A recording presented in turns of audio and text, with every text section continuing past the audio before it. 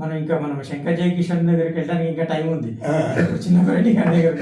అయితే ఇవన్నీ వింటుంటే నాకు ఒక డౌట్ వస్తుంది. మీరు ఆ కాలం నాటి వివక్షతలు లేవు, వైషమ్యాలు లేవు అన్నారు. మరి ఈ నిజాము రజాకారు టైంలో ఉన్నారు కదా, ఆ విషయాలు చెప్పండి.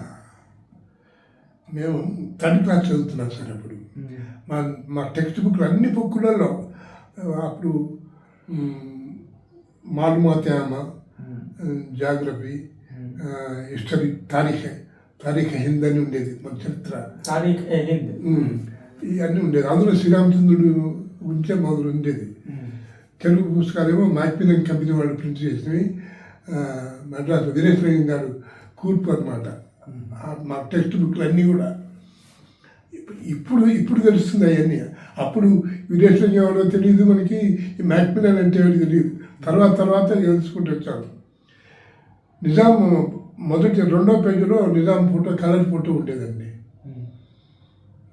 అది ఎట్లా ప్రింటింగ్ తెలియదు కానీ కలర్ ఫోటో ఉండేదండి.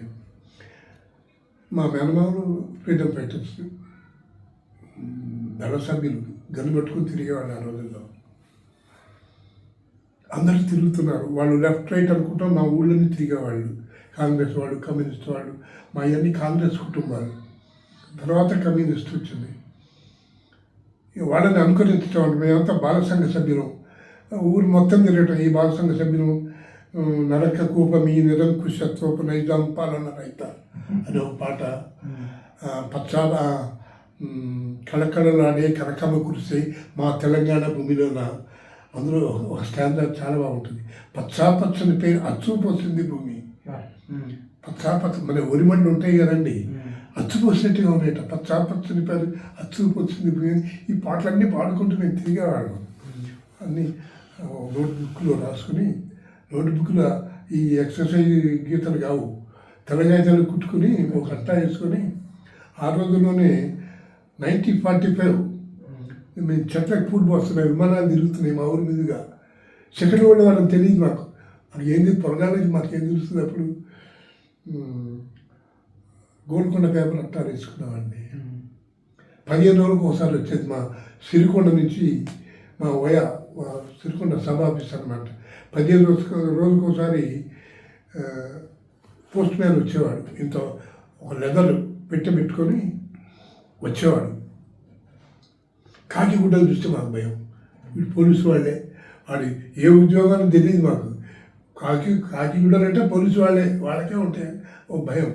అంతా ఇళ్లలో దూరి ఉండేవాడు.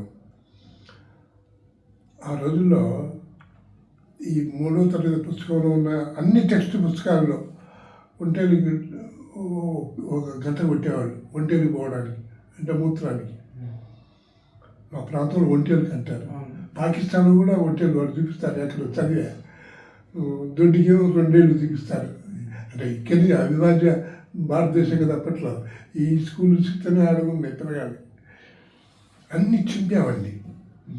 వీళ్ళంతా కూడా అప్పటికే మా కత్తులు, తుపాకులన్నీ కమ్యూనిస్ట్ వాడు, కాంగ్రెస్ వాడు ఎత్తకపోయారు.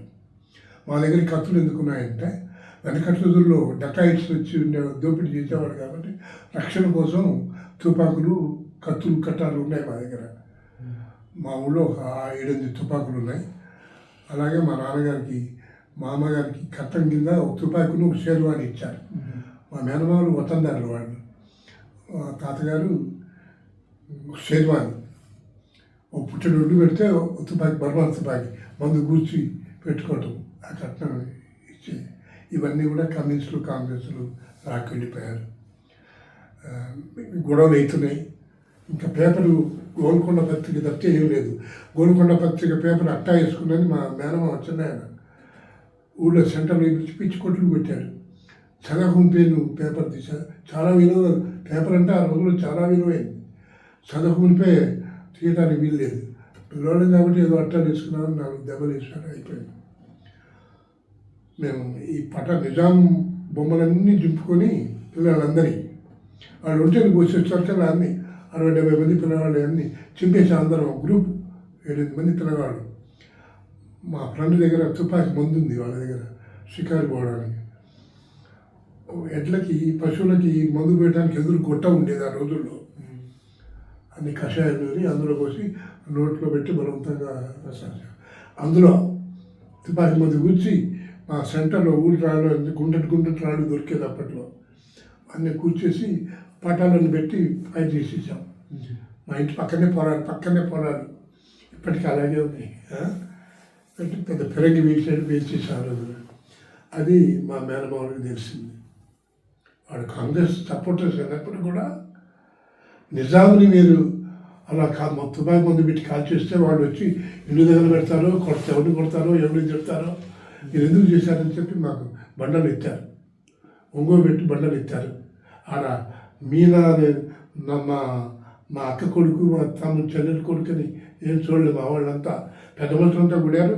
మీరు లేని మీరు పిల్లవాళ్ళు నిజాం నా ప్రభు గారి బొమ్మలు కాల్చేస్తారా మీరు అట్లా అంటే బండలు ఎత్తారు. ఈ లోపల మా చిన్న మేనమా వచ్చాడు. ఆయన డాక్డు అని రాళ్ళు తీసి పక్కకి పడేసి మీ పెద్దలేదు గిద్దలేదు వాడు చాలా ద్రోహం చేస్తాడు మన అందరినీ పీక్కు తింటున్నాడు నిజాం అని చెప్పి ఆయన కాంగ్రెస్ కదా ఆ ధోరణిలో మమ్మల్ని పెద్దవాళ్ళని వ్యతిరేకించి తీసుకుపోయారు. ఇది వాటి మేము చేసిన రజాకార్ల భయము అది ఎలా ఉండేది? రజాకార్లు కూడా కేసీఆర్ వాడు పుట్టలేదండి ఈ యాదవ్లు. నిజానికి చెప్పాలంటే తప్పే కావచ్చు, నేను యాదవ్లు అంటాం. పుట్టకనే వీళ్ళు ఇవన్నీ పిచ్చి పిచ్చిగా చేస్తున్నారు. పీడించారండి, ఓళ్ళ మీద పడి కాల్చుకుతున్నారండి. మా తాతయ్యని పిచ్చి పిచ్చిగా తొక్కిపోయారండి ఆ రోజుల్లో.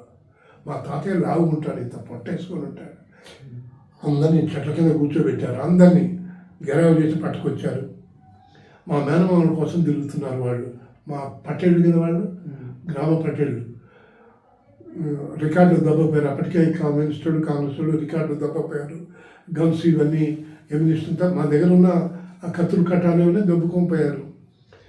వాళ్ళు మా మేనమామ దొరికితే వాళ్ళు చంపాలనే ప్రాంతం వచ్చారు. వాళ్ళు ఖమ్మం జిల్లా సెంటర్లో మాది సూర్యాపేట తాలూకాకి ఖమ్మం తాలూకాకి మధ్యలో ఉంటుందండి మా ఊరు. ఆ రోడ్డు దిగి 4 కిలోమీటర్లు రావాలి. బానెట్ ఉంటాయి కదండి గనికి, అటుకుల మీద కూడా ఇలా కూర్చోవాలి. అటుకంటే పైన అంటే కూర్చుకుంటే దాని పైన ఉంటుంది. కూర్చుకుంటున్నా వస్తాడు, లేదా పైనంతో వస్తాడు, లేకపోతే రక్తం తెలుస్తుంది కదా. అలా అన్ని ఇల్లు కూర్చుకుంటూ అటుకులు ఉన్నవాళ్ళు ఇళ్ళలోనే దాక్కున్నారా లేదు. అచ్చాక మా మేనమామ వాళ్ళకి ఎదురుగానే వచ్చాడు. పంగనవాళ్ళు గింగనవాళ్ళు పెట్టుకొని వాళ్ళ వైష్ణవ సంప్రదాయం అలా హ్యాపీగా బామనే చూడదాం అని చెప్పి అనుకొని వెళ్ళిపోయారు. అలా మేము అంటే రజాకార్లు కూడా బ్రాహ్మణులు అయ్యో వాళ్ళకి అది ఉందండి, ఆ గౌరవం ఉంది. మరీ వీళ్ళు చెప్తున్నంత ఏం కాదు. బ్రాహ్మణ అంటే మనకు పనికొచ్చాడు కాదు వీళ్ళు అది గౌరవం ఉందండి. అలా మా ఊళ్ళో ఒక హర్జన్ని కాల్ చేశారు. ఎందుకంటే మేము ఇప్పుడు కథలు చదువుతూ ఉంటాం, అప్పటివి ఊళ్ళ మీద పడి దాడి చేసేవాళ్ళు, చంపేవాళ్ళు. మానభంగాలు చేయలేదండి మన వాళ్ళు చెప్తే, కానీ మానభంగాలు ఏం చేయాలి. సిటీలో ఏమైనా చేస్తే జరుగుంటే. ఆరుద్ర గొప్ప కవిత కూడా రాశారు. ఇదంతా కౌలు కదండి. జనరల్గా మనం ఏదో రాసినప్పుడు కొద్ది ఎక్కడో ఒక జ్ఞాపకాన్ని తీసుకొచ్చి దీన్ని తగ్గిస్తాం మనం. దానికి సంబంధం ఉండదు. అయినా సందర్భం ఉంది కాబట్టి మనం తగ్గించేస్తాం. అలాగే ఆయన గొప్ప కవి మనం కాదండి. ఆయన కూడా రాశాడు. ఎవరు ఆయన ఇంకో ఆయన మగ్దూమ్ కాదండి, ఆంధ్ర ఆయన ఈ ఊరండి, అనకాపల్లి. అక్కడ ఆయన పేపర్ కూడా నడిపాడు ఒకటి. అడబాపి రాజా కాదండి, అడిబాపి రాజా నావెలిస్ట్. ఇంకొక ఆయన సోమసుందర్, ఆవంత సోమసుందర్ కూడా రాశాడు ఆయన. అలాగే ఇక ఊళ్ళలో కూడా తిరగబడేవాడు, పోరాటాలు జరిగేవి.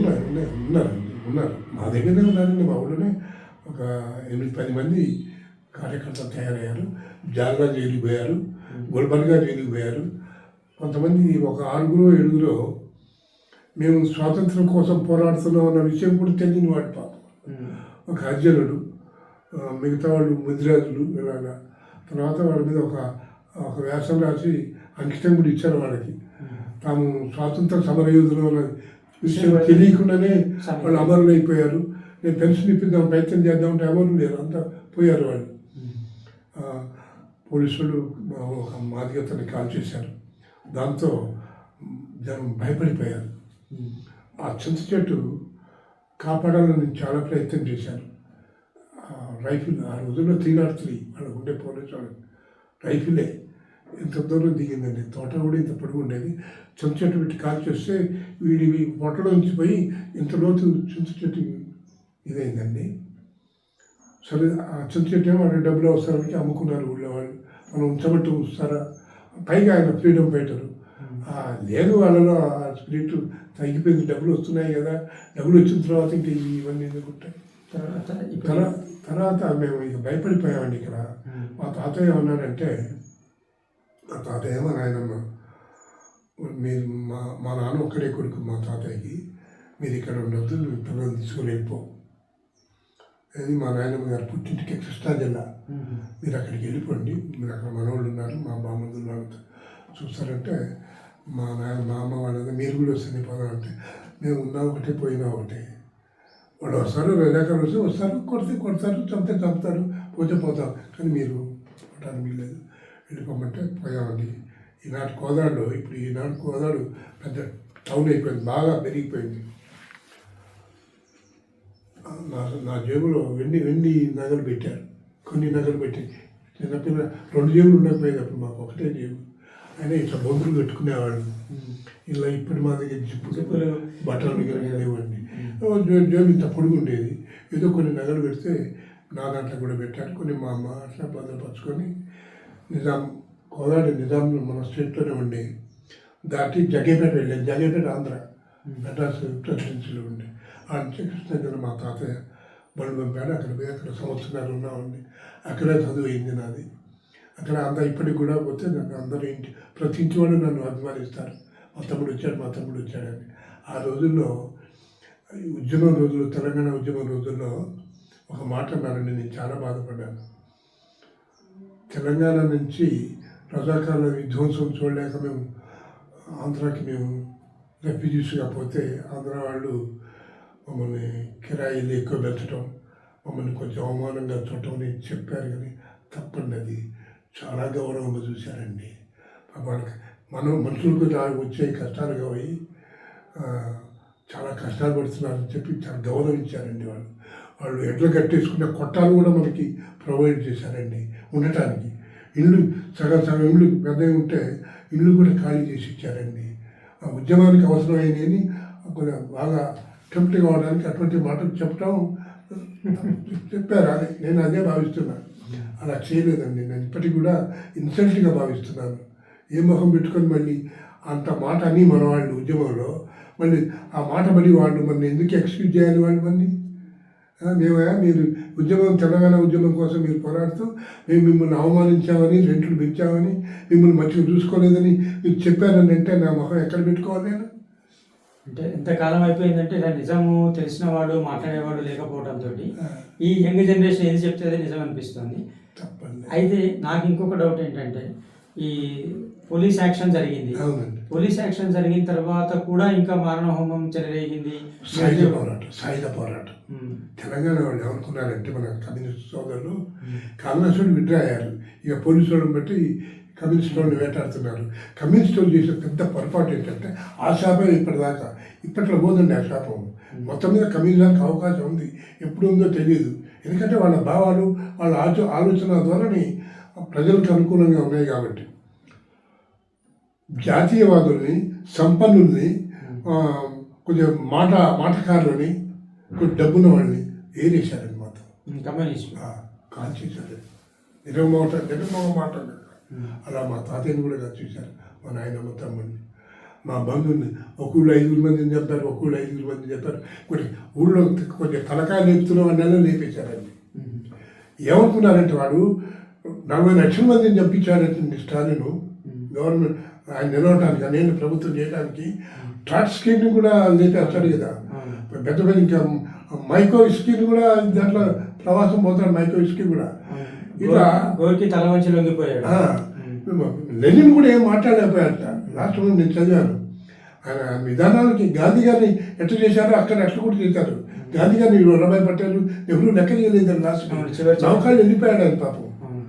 చూడలేక ఇన్ని నిర్లక్ష్యం చేస్తున్నారు, ఇలా మాటకు విలువ లేదు. और सांप से मुश्किल की हर जान है एक मोती पर बाजार में इनकी गिनती ही नहीं होती ఆ టైపులో వచ్చేసాడండి. ఏంటిది బాగా చదువుతానండి నేను పుస్తకాలు. హిస్టరీ అంటే నాకు బాగా బాగా ఇది. సరే ఈ రష్యా అయిపోతుంది. ఇది 4,000 ఎకరాలు 3,000 ఎకరాలు పంచారు.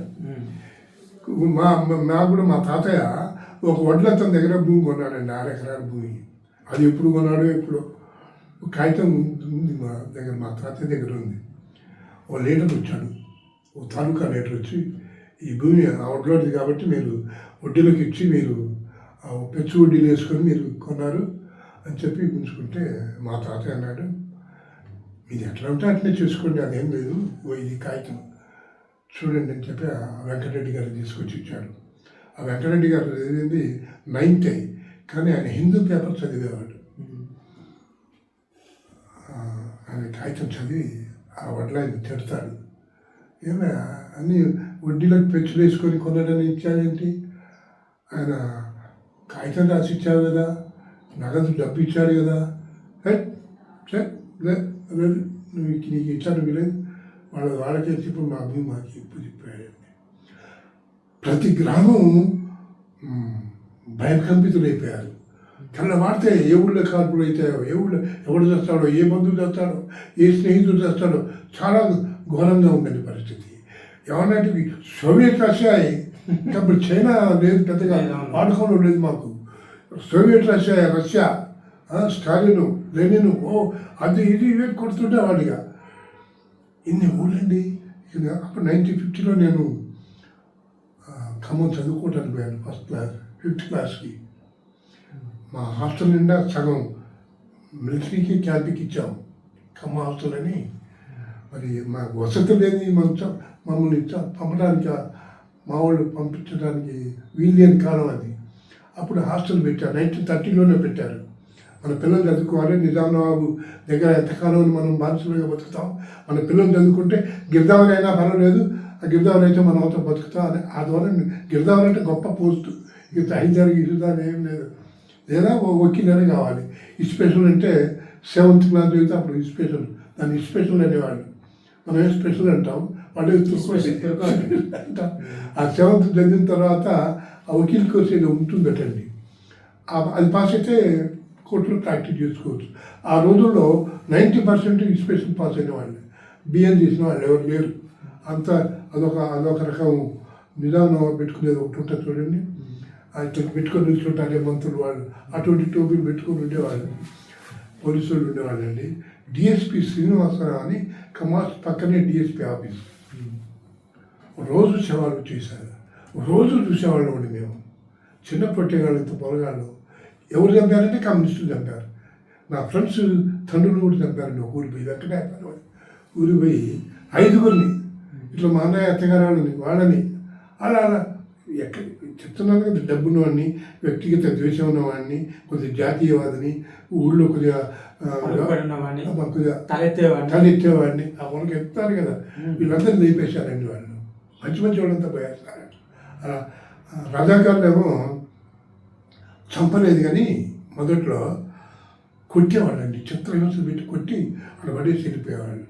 ఇక వీళ్ళని చూపించుకుంటూ కాంగ్రెస్ వాళ్ళు, కమ్యూనిస్టు వాళ్ళు తాలూకా ఆఫీసు పోవడం, ఆ నినాదాలు ఇవ్వడం, ఇది దౌర్జన్యం నశించాలి నిజం అంటే కొంతమంది అరెస్ట్ చేసేవాళ్ళు, ఏదో 4 రోజులు ఉంచుకునేవాళ్ళు, వదిలిపెట్టేవాళ్ళు.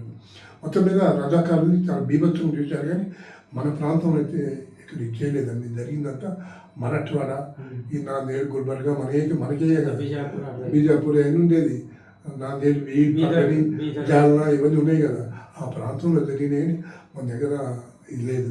పైగా మన దగ్గర దూదెగురోళ్ళు, తురుకోళ్ళలో చిన్న పేదవాళ్ళు ఏదో బట్టలు వేసుకోవటం, పత్తి ఎక్కడం, వీళ్ళు చాలా పూర్వ తురుకోళ్ళు అనమాట.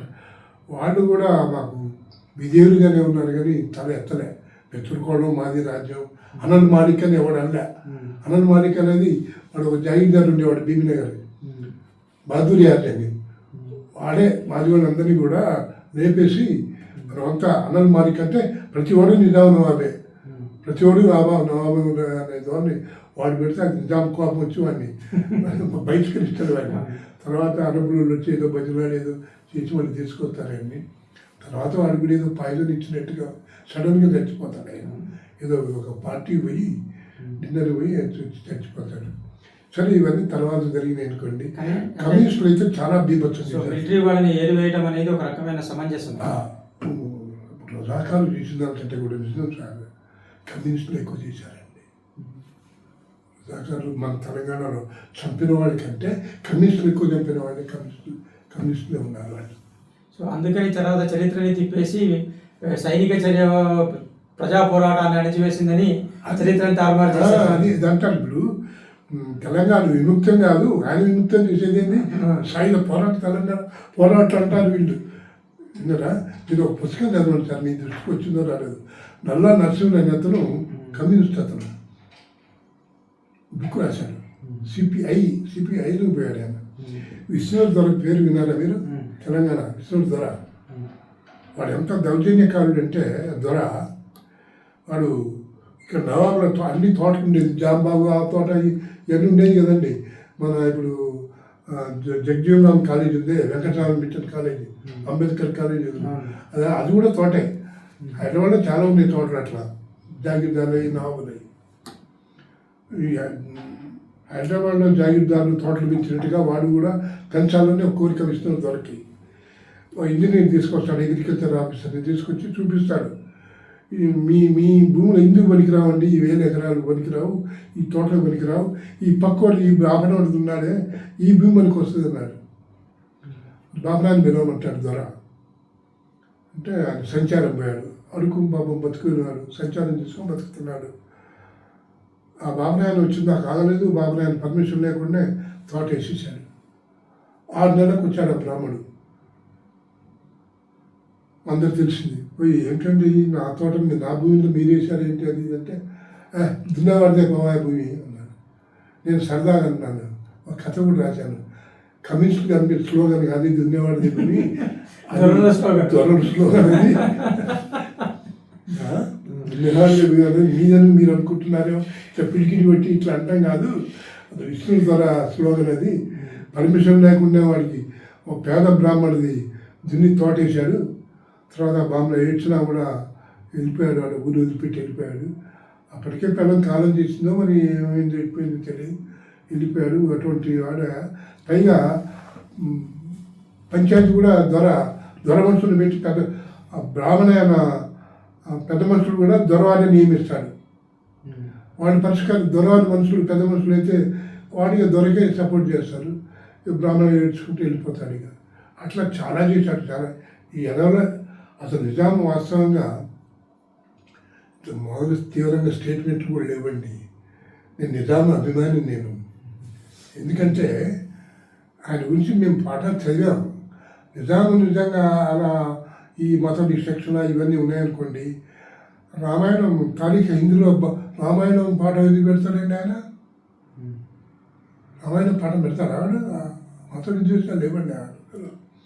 రజాకర్లు వచ్చిన తర్వాత, కాసిం గంజ్ వచ్చిన తర్వాత పెరిగింది తప్పితే బద్దే అర్జంట్ వీడు ఒకడు, కాసిం గంజ్ లాచూరోడు ఒకడు, ఈ యదవలంతా చేరి ఇది చేశారు. కానీ ఇప్పటికి కూడా చాలా గొప్ప గొప్ప వాళ్ళు ఉన్నారండి ముస్లిమ్స్లో. ఓల్డ్ సిటీలో ఆడొక మన నల్గొండ క్రాస్ రోడ్లో 2-3 బిల్డింగ్లు ఉన్నాయండి అపార్ట్మెంట్స్కి.